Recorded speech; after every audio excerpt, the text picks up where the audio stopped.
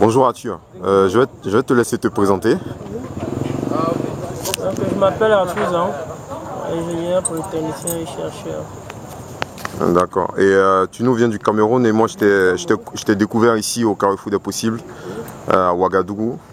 Et franchement, ce que tu fais a surpris plus d'un. Donc je vais te laisser présenter ce que tu fais. Il s'agit bien d'une tablette médicale. Hein. Oui. Le projet que je porte, ça s'appelle le Cardioglobe.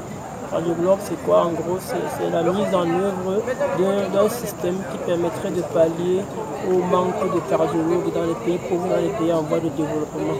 Et afin de mettre en œuvre cette solution, j'ai conçu et développé une tablette médicale que j'ai appelée Cardiopad. Donc cette tablette en réalité c'est d'abord une tablette PC, comme toutes les tablettes. Ensuite c'est un appareil médical qui permet d'effectuer des examens cardiaques, l'électrocardiogramme, et de transmettre les résultats via l'interface GSM aux cardiologues distants. Cette tablette permet également de stocker les informations et même l'interprétation assistée par ordinateur. Donc c'est vraiment un mélange d'électronique et d'informatique biomédicale. J'ai cru voir que en fait, tu as pris 2 ou 3 ans pour concevoir tout ce qui est circuit électronique et aussi tout ce qui est logiciel qui fonctionne sur cette tablette. Donc ça nous fait vraiment de l'originalité comparé à des tablettes africaines qui sont sorties il n'y a pas longtemps. Donc quelle est vraiment la différence? Est-ce qu'il y a vraiment une grosse différence entre... Oui, il y a une énorme différence. Bon, parce que la tablette, c'est deux choses.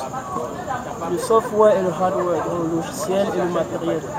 Donc, moi, j'ai d'abord pris les 2 premières années à développer le logiciel. Donc, la première année, c'était une année d'acquisition de notions de cardiographie et de cardiologie qui me permettrait donc de maîtriser un peu les algorithmes qui sont utilisés dans le domaine biomédical afin de diagnostiquer. Ça c'était la première année. La deuxième année, c'était le développement d'un système, d'un logiciel qui tournait sur PC et qui permettait de réaliser les examens cardiaques à partir d'un ordinateur et de transmettre les résultats via une connexion modem. La troisième année maintenant, c'est que j'ai conçu un appareil médical, un appareil électronique. Donc c'était la conception de l'appareil électronique et maintenant l'embarquement des logiciels que j'avais déjà fait. J'avais déjà développé certaines versions PC, je les ai redéveloppées. Maintenant les versions embarquées de tous ces logiciels-là. J'ai aussi développé le système d'exploitation à partir du noyau de Windows Embedded qui est un système qui est fourni par Microsoft. Et tous les autres logiciels qui sont au-dessus, donc le bureau, et tout ce que tout. Donc c'était d'abord ces 3 ans, 2 premières années de développement logiciel et une année de conception électronique. D'accord. Et donc je vois bien que il y a vraiment eu du boulot parce que pour ceux qui s'y connaissent un peu, souvent il faut des équipes diverses pour la réalisation de ce genre de tablette. Et je pense que c'est en cela que tu as été distingué par ta sélection pour le Carrefour des Possibles. Si aujourd'hui tu as un message à lancer aux jeunes Africains qui hésitent, qui ne prennent pas encore la mesure des possibilités qui sont à leur disposition en termes de technologie, qu'est-ce que tu leur dirais? Le message que je peux envoyer aux jeunes Africains, c'est surtout de ne pas être conventionnel.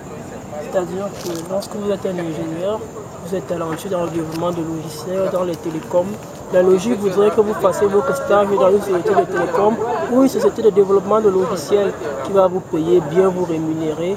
Mais c'est pas forcément, vous n'allez pas vraiment y pratiquer votre passion. Moi, j'étais déjà un passionné vraiment d'informatique biomédicale. Lorsque j'ai fait mon premier stage, j'aurais pu aller faire mon stage de 5e année, 2e ailleurs, et même directement aller chercher le boulot quand je suis sorti. Mais vraiment, j'avais cette passion qui me rongeait et vraiment envie de faire quelque chose. C'est vraiment le fait de ne pas être conventionnel, de ne pas me dire que donc voilà, tous mes amis ils sont dans de grandes sociétés, moi je suis dans un hôpital, ou alors tous mes amis sont sur le terrain et moi je suis au labo. Donc il ne faut jamais faire les choses, essayer vraiment de ne pas être conventionnel. Quand tu veux faire quelque chose, fais-le, même si ce n'est pas ça que la moitié ou alors la totalité des autres font. Il faut le faire. Merci beaucoup Arthur. Et puis je pense qu'avant la fin du premier trimestre, on te fera venir à Abidjan pour que quand même tu présentes ce que tu as fait parce que c'est vraiment c'est une initiative qui qui représente une certaine fierté pour la jeunesse africaine. Merci beaucoup. Moi, je vous remercie. À bientôt.